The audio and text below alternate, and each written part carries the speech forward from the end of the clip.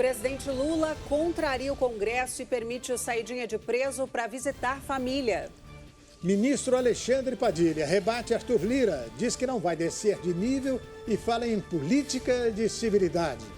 Supremo Tribunal Federal forma maioria de votos para ampliar foro privilegiado de políticos investigados. E no futebol, Palmeiras leva susto, mas vira com facilidade, enquanto o Botafogo perde mais uma na Copa Conmebol Libertadores. O Brasil News começa agora.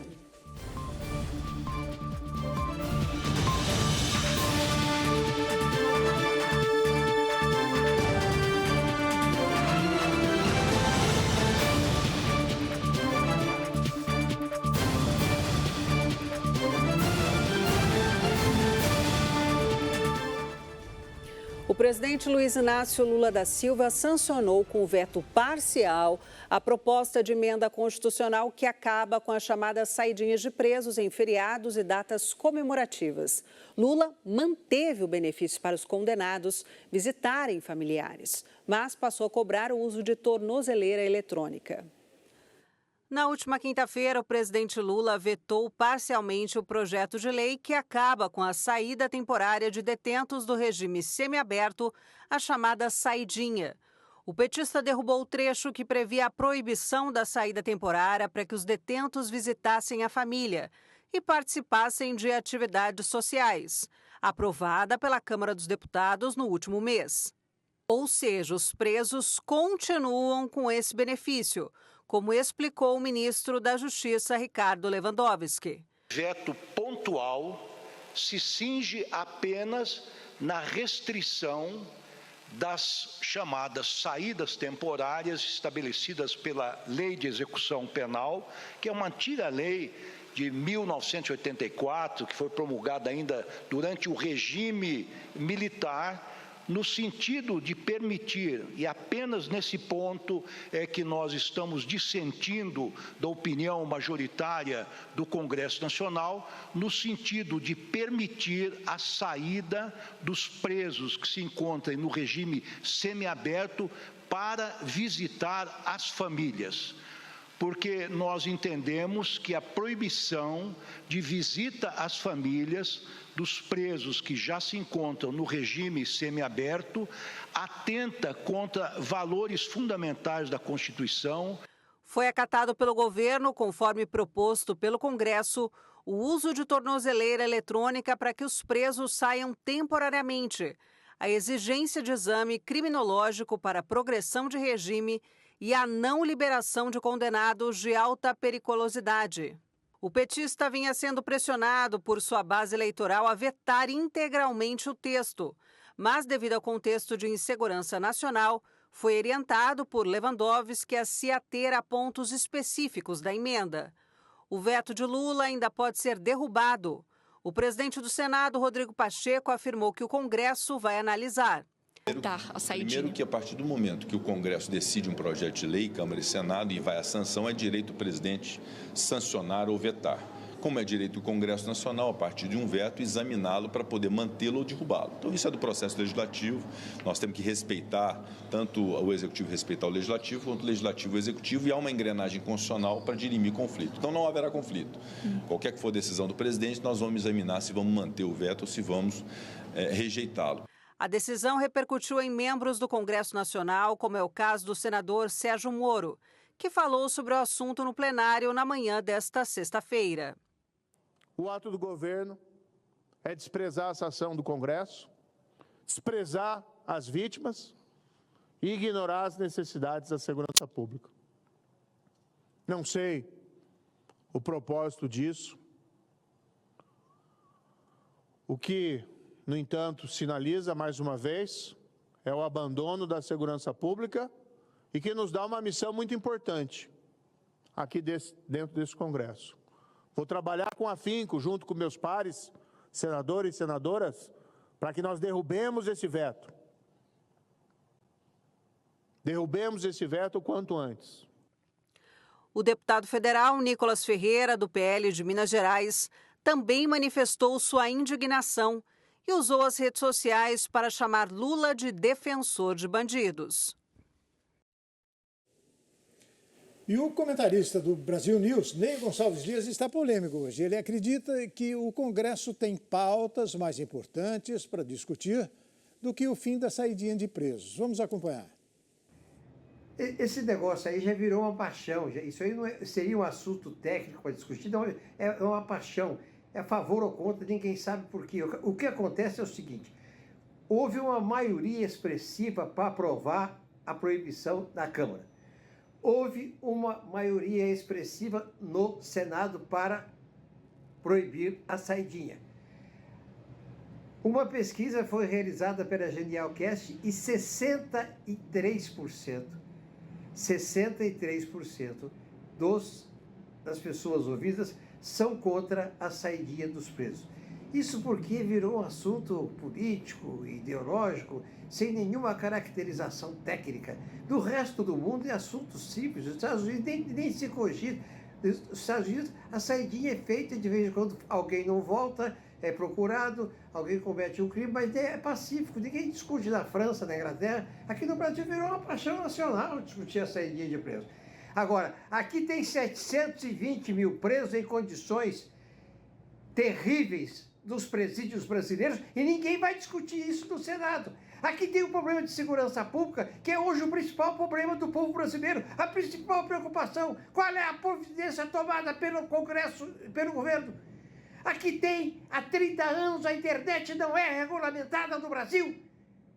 Tudo é regulamentado, até os 10 mandamentos de Deus. A internet do Brasil não é regulamentada. Vocês querem discutir o quê? O presidente do Senado, Rodrigo Pacheco, defendeu novamente a regulamentação das plataformas digitais. A fala ocorreu após os embates envolvendo o bilionário Elon Musk, dono da rede social X, antigo Twitter, e o ministro do STF, Alexandre de Moraes. O atrito entre Elon Musk, dono do X, o antigo Twitter, e Alexandre de Moraes, ministro do Supremo Tribunal Federal, ainda perdura. Nesta sexta-feira, o empresário sul-africano fez um comentário nas redes sociais criticando os recursos da justiça brasileira. Já o presidente do Senado, Rodrigo Pacheco, voltou a defender a regulação das redes sociais e a aprovação do projeto de lei que regulamenta as plataformas digitais, conhecido como PL das fake news.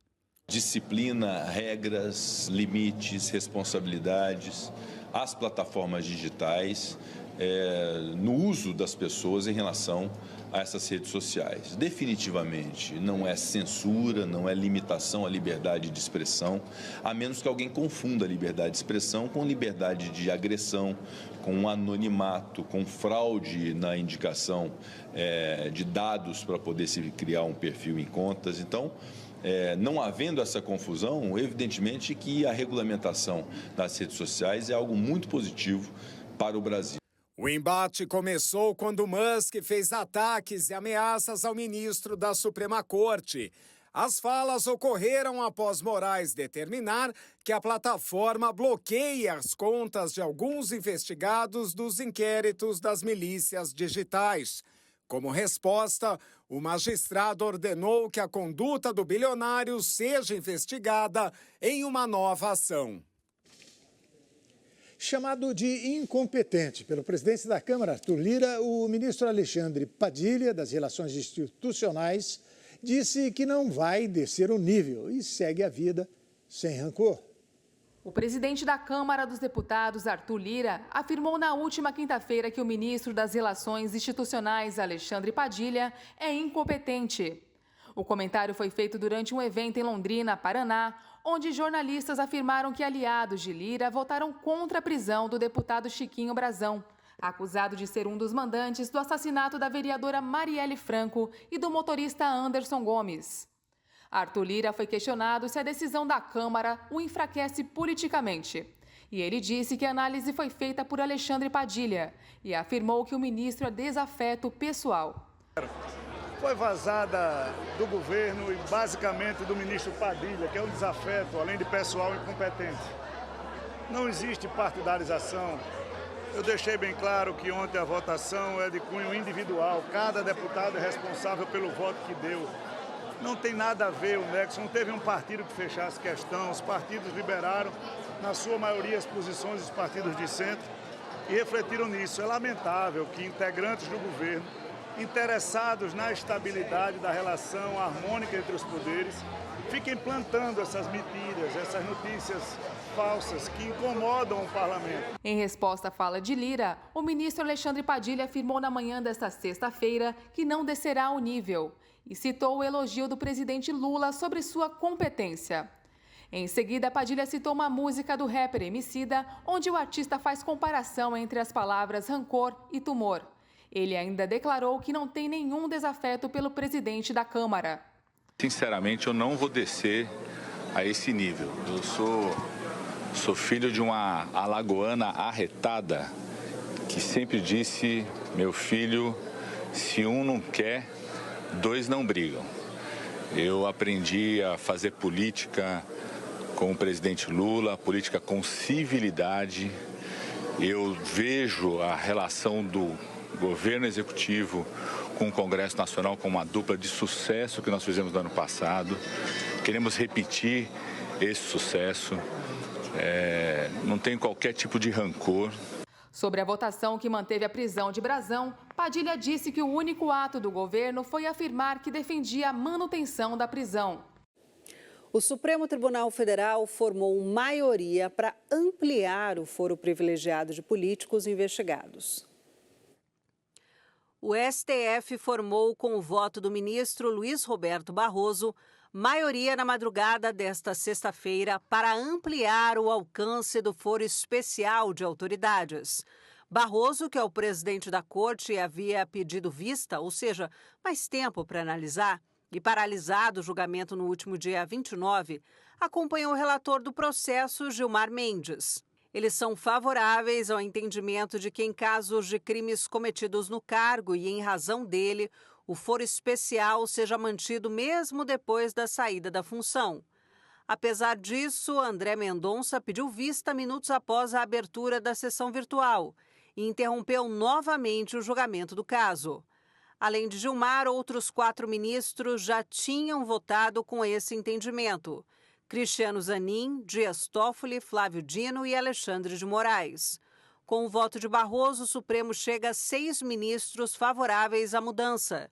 O julgamento dá mais poder à corte sobre os parlamentares e aumenta a pressão do tribunal em relação ao legislativo, que tem encampado uma série de propostas que contrariam os magistrados. Jean Paul Prates termina mais uma semana na presidência da Petrobras. A estatal discute agora a questão da distribuição de seus dividendos. Enquanto isso, técnicos da companhia alertam para a defasagem no preço dos combustíveis. Diante de novas turbulências, o Conselho de Administração da Petrobras pode autorizar na próxima semana a distribuição de dividendos extraordinários, que gerou uma guerra entre a empresa e uma ala do governo Lula. A tendência é que o Conselho decida distribuir metade dos 43,9 bilhões, o que já era a proposta inicial da diretoria comandada por Jean Paul Prates. A dúvida é se o governo conseguirá uma decisão para a semana que vem, quando estava prevista uma reunião do colegiado para autorizar a distribuição de dividendos extraordinários. Depois de uma batalha sobre o tema, o ministro da Fazenda, Fernando Haddad, convenceu o presidente Lula que a medida é importante, já que o governo fica com 37% do valor. Por sinal, o presidente da Petrobras, Jean Paul Prates, termina a semana no cargo, mas, segundo assessores de Lula, a permanência definitiva dele não está assegurada. Tudo vai depender do seu comportamento, a partir de agora, para recuperar a confiança do presidente da República. Enquanto isso, é bom preparar o bolso. A defasagem nos preços dos combustíveis, na comparação com o mercado internacional, acendeu a luz amarela da área técnica da companhia, já que sinalizou a necessidade de um reajuste futuro da gasolina a curto prazo, caso o preço do petróleo continue subindo e o dólar continue em trajetória de alta. O tema deve entrar em pauta nos próximos dias para ser discutido. E o aumento não será pouco. Estima-se um reajuste de 25% na gasolina. O Banco Central lançou uma moeda de R$ 5,00 em comemoração aos 200 anos da primeira Constituição do Brasil. A edição especial é apenas para colecionadores. A peça será produzida em prata e terá cravado em sua face o valor de R$ 5,00. A tiragem inicial será de 3.000 unidades. O número poderá subir para até 10.000 peças. Destinados a colecionadores, os itens comemorativos serão produzidos pela Casa da Moeda. Cada unidade custará R$ 440. Em uma de suas faces, a peça tem gravada a ilustração do livro manuscrito da primeira Constituição do país, outorgada pelo imperador Pedro I. Também estão cravadas as legendas Primeira Constituição, Poder Legislativo 200 anos e 1824-2024. Na outra face, a moeda tem a representação do Palácio do Congresso Nacional em Brasília. Ao fundo, ilustrações de 2 círculos fazem referência aos plenários da Câmara e do Senado. Estão gravadas ainda as legendas Brasil 2024 e R$ 5,00. A venda será feita exclusivamente pelo site Casa da Medalha. E agora sim, ao vivo da capital paulista, a cidade de São Paulo bateu um novo recorde de casos de dengue. E aí nós vamos falar desta vez ao vivo com o repórter Fábio Bertolozzi. E aí, Fábio? Olá, irmão. Olá, Thalita. Boa noite a todos. Pois é, nesta sexta-feira, a capital paulista atingiu 154, quase 154 mil casos de dengue. Um número bem assustador. De janeiro até hoje, foram registradas 39 mortes e outras 165 estão sob investigação, o que significa que esses números podem aumentar ainda mais. Para você ter uma ideia, todos esses casos de dengue na capital paulista equivalem a 30% de todos os casos registrados no estado de São Paulo. E a situação está bem feia mesmo. Para vocês terem uma ideia, de 97 distritos da capital paulista, 86 estão sob epidemia, em estágio de epidemia. As principais regiões aí com maior índice da doença, é a Vila Jaguara na Zona Oeste, Parque São Domingos na Zona Norte e São Miguel Paulista na Zona Leste. A situação é um pouquinho melhor nas regiões de Moema, Vila Mariana e Saúde, onde inclusive nós estamos.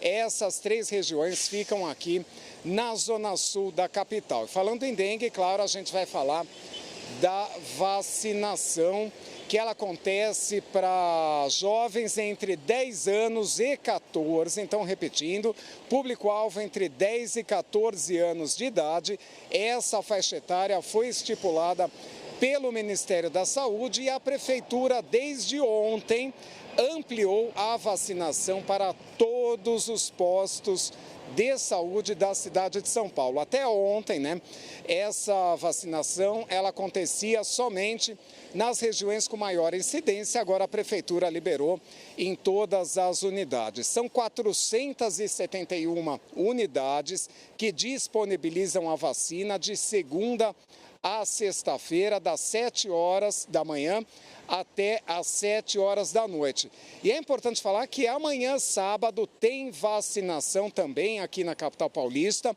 porém somente nas UBSs e nas AMAs integradas.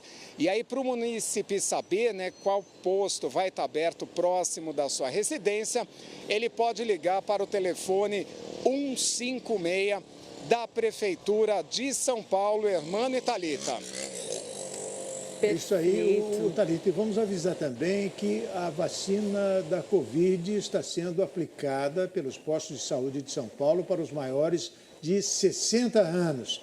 Portanto, trata-se agora da 6ª vacina contra a Covid. Portanto, se você tem 60 anos ou mais, pode procurar um posto de saúde. E também... Daqui a pouquinho, o nosso Fábio volta, né? E completando, e a influenza, né? Todo ano a gente tem que tomar a vacina da gripe, né? De todas as idades, porque vai atualizando a cepa, vai mudando, e aquela que a gente tomou já não está atualizada. Então tem a vacinação da gripe. E, Fábio, o que a gente pode fazer, né, irmão, da nossa parte, passar repelente, cuidado com a água parada, a planta parece que é mais do mesmo, mas são com atitudes como essa, passar repelente, ver as plantas, não deixar água parada, é que a gente faz diferença nesse combate da epidemia da dengue.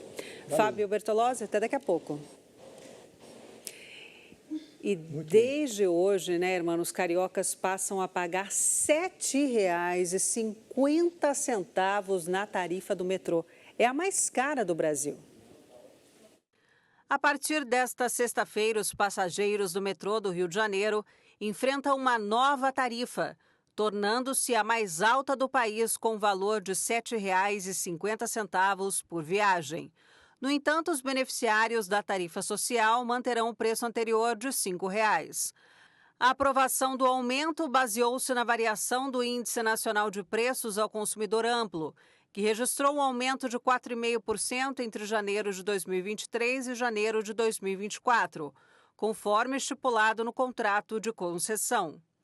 Para aqueles elegíveis à tarifa social, uma iniciativa do governo do estado, é necessário possuir entre 5 e 64 anos, uma renda mensal declarada de até R$ 3.205,20 e um cartão Rio Card, mais vinculado ao bilhete único interestadual, cadastrado no CPF do usuário. Com 58 quilômetros de extensão, inaugurada em 1979, o metrô do Rio de Janeiro detém a posição de ser o mais caro do país. Para se ter uma ideia, em Brasília, a segunda tarifa mais cara do país, o valor é de R$ 5,50. Olha, é bom prestar atenção nessa notícia aqui. Em 2023, ano passado, pelo menos 2.000 pessoas morreram engasgadas no Brasil. Dessas, a maioria era formada por bebês ou idosos. Mais da metade das vítimas tinham acima de 65 anos. Da faixa de 0 a 4 anos foram mortas 319 crianças. Naruel Caran, aluno do curso Oficina da Mídia Repórter TV, foi até o Centro de Operações da Polícia Militar de São Paulo mostrar como a corporação atende esse tipo de ocorrência. A sensação angustiante e o desespero próprios do engasgamento ainda estão bem vivos na memória da Karina. Eu acordava nas madrugadas, né, sentindo o subindo algo como se eu fosse infartar. E eu acordava engasgada devido a um problema com refluxo que eu tinha. Não cheguei a ter nenhuma medida de emergência, porém nas madrugadas às vezes eu levantava, tomava uma água, alguma coisa assim e dava uma aliviada. O número de casos de engasgamentos é cada vez maior nas grandes capitais. Nesses momentos, saber como proceder pode fazer total diferença entre a vida e a morte. E a salvação pode sair daqui. Sim, aqui uma vida pode ser salva. Das centenas de ocorrências atendidas diariamente pela equipe do Copom, uma pode ser de uma mãe desesperada. O cabo Fábio explica como proceder quando uma criança engasga. A gente pede para pegar a criança, colocar no antebraço, virado para baixo, liberando as vias aéreas, deixando a perninha aqui, ó, presa para não cair. E a gente pede para, nas costas, bater 5 vezes com a palma da mão. Batendo 5 vezes, você vai soltar o líquido, né? Vai virar o bebê colocado para cima, vai travar a perninha novamente para ele não cair. Entre os mamilos, com 2 dedinhos, você vai fazer 5 compressões. Nisso, você vai estar empurrando o ar para sair a secreção que vai estar obstruindo as vias aéreas. Limpando a secreção, geralmente o bebê é desengasgado no primeiro ciclo. Esse é um ciclo completo. Ele faz um alerta. No caminho de uma criança pode estar também um pequeno objeto. O brinquedo que coloca na boca, moedinha, essas situações podem acontecer. O especialista explica o que fazer também no caso de adultos engasgados. Você abraça o adulto, colocando a parte da mão no umbigo dele, no processo tifoide, e puxando em formato de J. Nessa você apertando o processo tifoide, você vai forçá-lo a expelir o que estiver engasgando ele. O capitão Novaes, do Corpo de Bombeiros, lembra da importância de fornecer as informações corretas durante o chamado. Ligar o 193, já começar a passar o que está acontecendo. E nesse momento, nossos atendentes, tanto os civis e militares que trabalham aqui com a gente, já conseguem dar orientações por telefone mesmo para essa pessoa conseguir fazer as manobras ali para desobstruir a via aérea da criança, do adulto, enfim. Dia de fúria em Rio das Ostras, no Rio de Janeiro. Irritado com a demora na entrega de uma mercadoria, um homem destruiu a loja com um machado. A ação do homem foi gravada por pessoas que transitavam na região. Nas imagens, ele é visto caminhando pela loja enquanto destrói móveis com um machado em mãos. Alguns pedem que o homem pare, mas sem sucesso.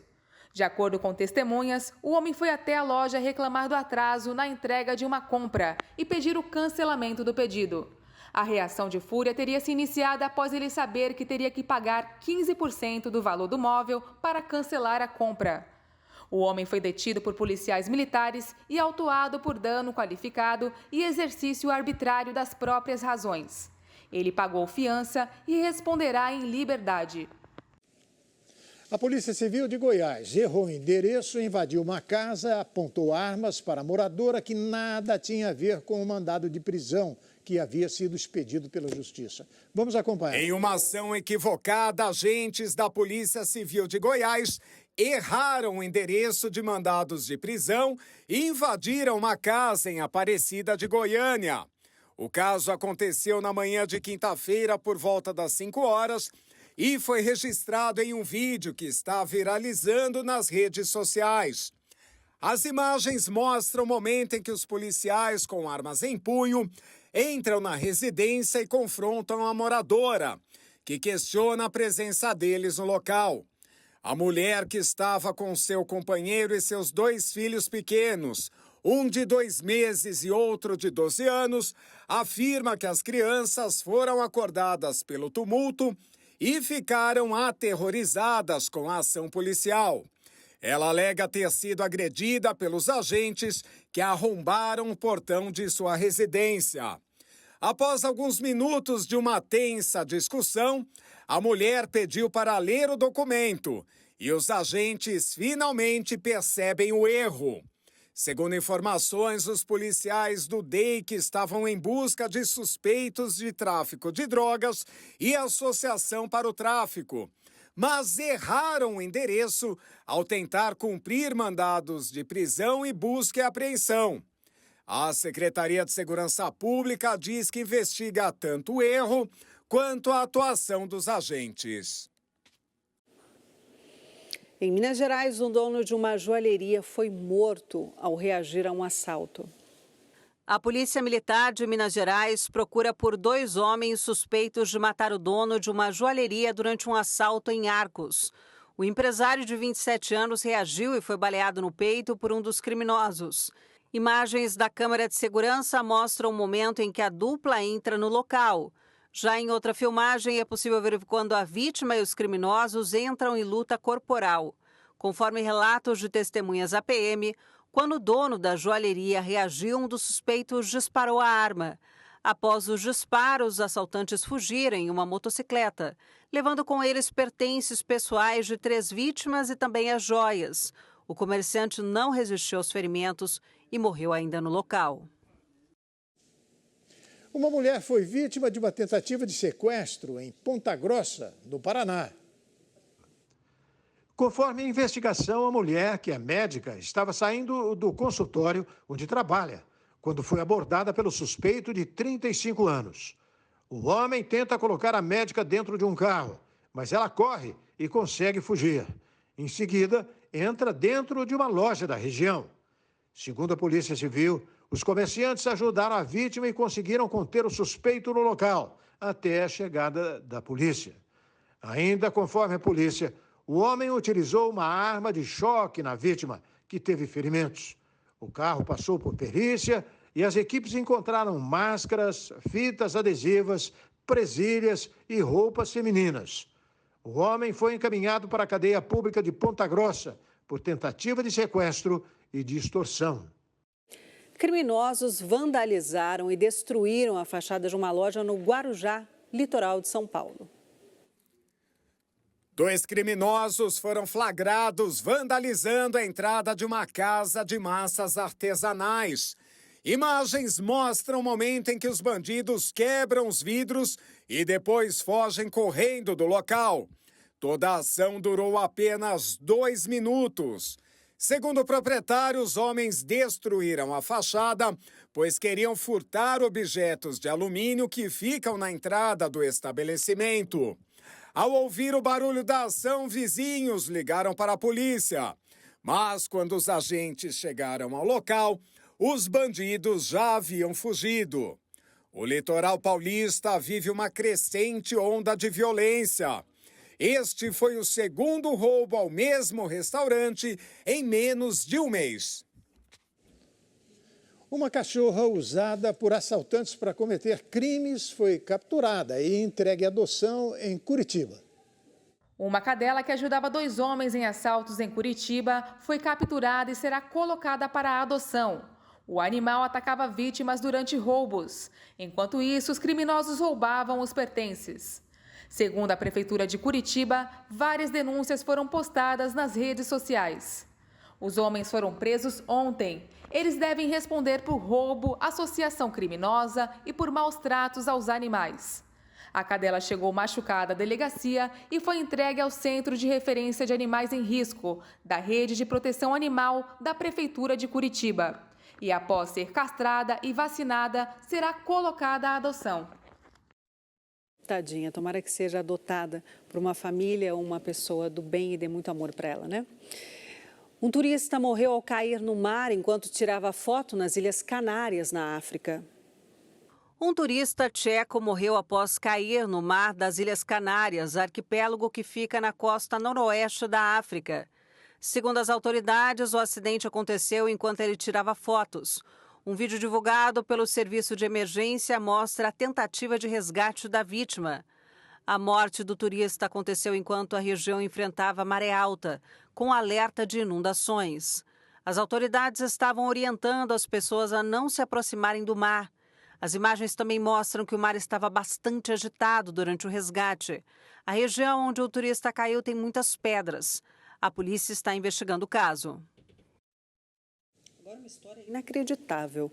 Uma idosa se vestiu de freira e carregou numa mala o corpo da companheira morta há 1 ano.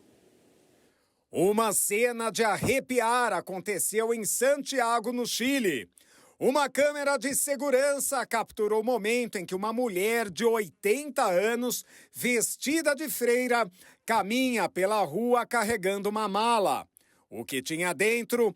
O corpo de outra mulher de 60 anos, morta há 1 ano.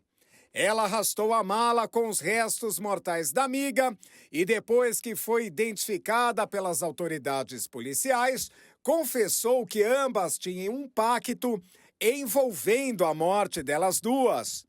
De acordo com as autoridades, as amigas tinham um acordo que, no caso de uma morrer, a outra não informaria as autoridades sobre o óbito.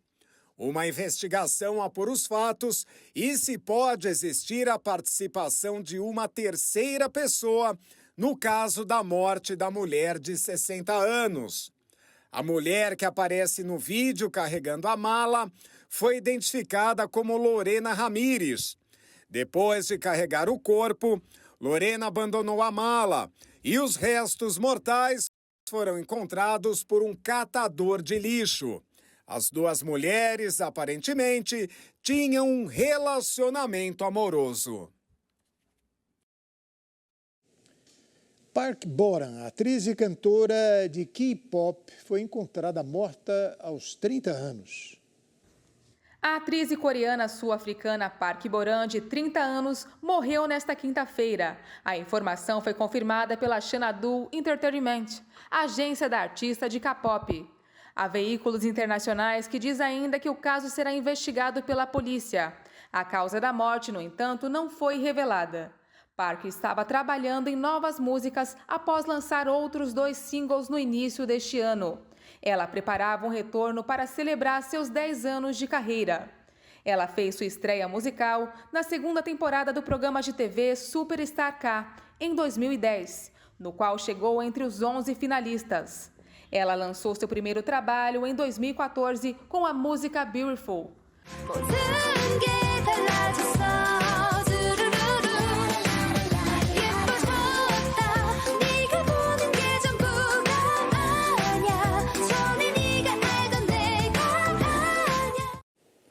Subiu para 6 o número de mortos na explosão de uma usina da Enel, na Itália. Bombeiros italianos atualizaram para 6 o número de mortos em uma explosão de uma central hidrelétrica no norte do país.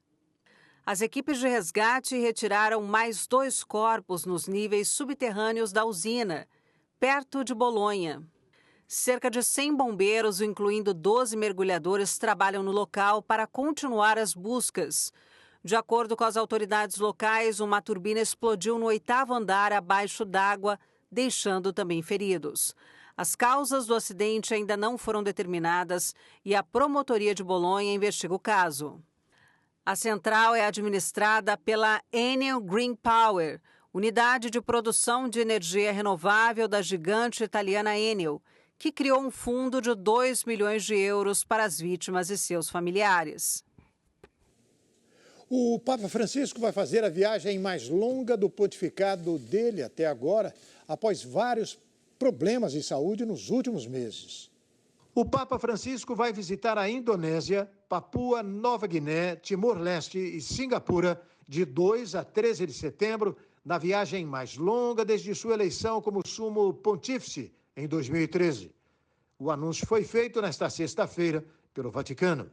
Para o pontífice argentino de 87 anos, será a primeira viagem ao exterior em um ano e um grande desafio após os numerosos problemas de saúde dos últimos meses que o obrigaram a cancelar vários compromissos.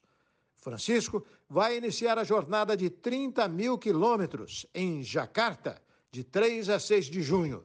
Depois irá para Papua e depois para Dili, capital do Timor-Leste, e para Singapura. O anúncio ocorre dias depois de a saúde do Papa ter sido novamente motivo de preocupação. Na Sexta-feira Santa, o religioso teve que cancelar a participação na Via Sacra e no Domingo de Ramos ele também não pôde proferir a homilia prevista. Nos últimos anos, Jorge Mário Bergoglio teve vários problemas de saúde nos joelhos, quadris e cólon, além de dificuldades respiratórias. Desde a sua eleição, em 2013, o Papa já realizou 44 viagens ao exterior. 2 palestinos, incluindo um membro do Hamas, foram mortos nesta sexta-feira numa operação militar israelense no norte da Cisjordânia ocupada. O exército israelense afirmou ter eliminado nesta sexta-feira um membro do movimento islamita Hamas, a quem acusou de ter planejado ataques importantes contra Israel nos últimos meses. O outro palestino também morreu na operação no norte da Cisjordânia ocupada. Um dos 2 homens foi baleado enquanto dirigia um carro que ficou marcado por vários tiros. O outro também foi morto a tiros em uma operação militar no campo de refugiados de Al-Farrah, perto de Tubas. O norte da Cisjordânia é um reduto de grupos armados palestinos e tem sido palco de numerosas incursões do exército israelense. A violência também se intensificou na Cisjordânia desde o início da guerra entre Israel e o Hamas na faixa de Gaza, em 7 de outubro. Neste período, mais de 460 palestinos morreram neste território, ocupado por Israel desde 1967, pelas mãos de soldados e colonos israelenses. Segundo a autoridade palestina, que exerce controle administrativo sobre parte da Cisjordânia.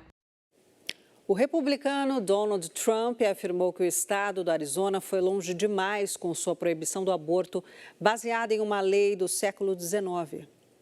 O ex-presidente americano Donald Trump afirmou que o estado do Arizona foi longe demais com sua proibição do aborto, baseada em uma lei do século XIX. Ao ser perguntado por um jornalista se ele achava que o Arizona havia ido longe demais ao manter uma proibição quase total do aborto, Trump respondeu: Sim, isso será corrigido. É tudo uma questão de direitos dos estados. E isso será corrigido e tenho certeza que o governador e todos os outros vão trazer isso de volta à razão e será resolvido muito rapidamente. Mas o republicano defendeu o papel que desempenhou durante seu governo para impulsionar o fim do direito ao aborto nos Estados Unidos.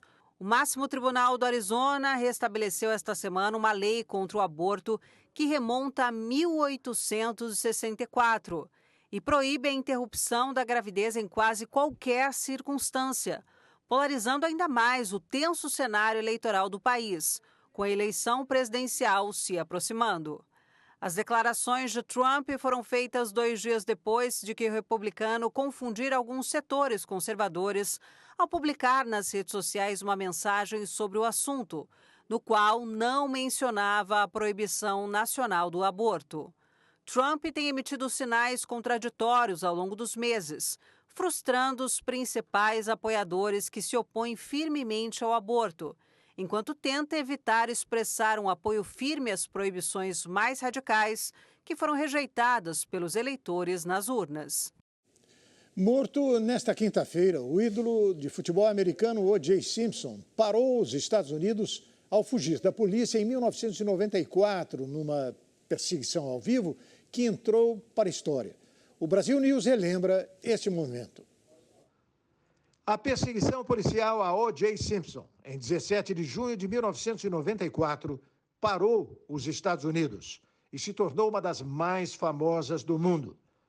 O ex-astro do futebol americano, figura querida no país, foi perseguido por suspeita de cometer o assassinato selvagem da ex-esposa Nicole Brown Simpson e do amigo Ron Goldman, 5 dias antes. Ambos foram encontrados mortos a facadas do lado de fora da casa de Simpson. Estima-se que 95 milhões de americanos assistiram à fuga num Ford Bronco branco ao vivo nas rodovias da Califórnia. Tamanha foi a atenção da mídia que a cobertura televisiva das finais da NBA e do US Open foi interrompida para transmitir imagens da perseguição. O julgamento subsequente do jogador também foi acompanhado ao vivo por milhares de pessoas, que acompanharam cada reviravolta nas audiências e detalhes intrincados, como se um par de luvas realmente se encaixava nas mãos do ex-jogador. Após um julgamento de 9 meses, em outubro de 1995, Simpson foi absolvido dos assassinatos, uma sentença recebida com incredulidade pela maioria dos americanos. 2 anos depois, o ex-jogador foi considerado responsável pelas mortes por um tribunal civil e condenado a indenizar a família de Goldman em 33,5 milhões de dólares, quantia que nunca foi paga. Em 2007, Simpson foi preso em Las Vegas por sequestrar e roubar 2 colecionadores de artigos esportivos. Na ocasião, ele não conseguiu evitar as grades, passou 9 anos preso e foi solto em 2017. Mas o fascínio por sua figura não diminuiu.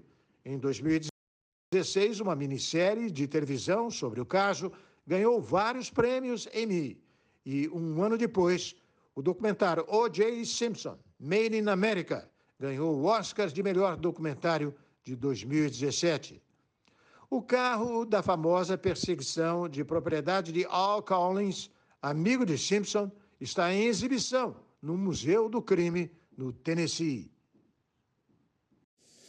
E agora a hora de futebol no Brasil News. Vamos voltar ao vivo com o nosso repórter Fábio Bertolozzi. Fala, Fábio. Exatamente, Hermano. Ontem mais 2 clubes brasileiros completaram a 2ª rodada da Libertadores da América, o torneio mais importante do continente sul-americano, né? O Botafogo perdeu mais uma segunda seguida e está agora à espera do milagre. Já aqui em São Paulo, só alegria para a torcida palmeirense que está acostumada a vencer. Vamos ver os gols da 2ª rodada da Copa Conmebol Libertadores. É, o Glorioso vive maus bocados. Pela 2ª rodada da fase de grupos da Libertadores, o Botafogo sofreu mais uma derrota. Desta vez, o adversário foi a LDU do Equador. Esse foi o primeiro jogo da equipe carioca, sob o comando do novo treinador, o português Arthur Jorge. A contagem foi alterada logo no início da partida. O atacante Arce recebeu arremesso na área, fez o pivô e tocou para Alzugaray escorar para o fundo das redes, decretando a vitória dos equatorianos. Final LDU 1, Botafogo 0. Já na capital paulista, o Verdão mostrou porque quer conquistar a América. No Allianz Parque, os uruguaios do Liverpool abriram a contagem. Aos 2 minutos do primeiro tempo, Rodrigues cobrou falta. O Everton fez a defesa e Rosso aproveitou o rebote para marcar. O empate alviverde veio nos acréscimos da etapa inicial. O meia Rafael Veiga cobrou escanteio e Aníbal Moreno cabeceou para deixar tudo igual. A virada palestrina aconteceu aos 12 minutos da etapa complementar. Veiga lançou El Flaco Lopes na área, que só deu um toquinho para colocar o Verdão à frente no placar. E ficou nisso, Palmeiras 3, Liverpool do Uruguai 1. Exatamente, o Palmeiras aí já despontando como favorito ao título. Hermano e Thalita, a gente está aqui num lugar que vocês conhecem bem, e eu também, que é a Avenida dos Bandeirantes. Dá uma olhadinha como que tá o trânsito, tá? E eu tô aqui bem no comecinho dela, e só para dar uma má notícia para vocês, aí vai pegar a avenida totalmente parado. Esse é o nosso caminho de todo santo dia. Um ótimo fim de semana para vocês. Tchau, tchau. É o nosso caminho, irmão Fábio, né? De todo dia. É o caminho da sexta-feira para Castelo Branco. É a saga do trânsito que nós passamos todo dia para vir, para ir. Bom fim de semana para a gente. Paciência para a volta da emissora. Tchau, Fábio. Obrigada. E o Brasil News fica por aqui. Agora a gente volta na segunda-feira. Até lá, bom fim de semana a todos e até. É isso aí. Tchau, tchau.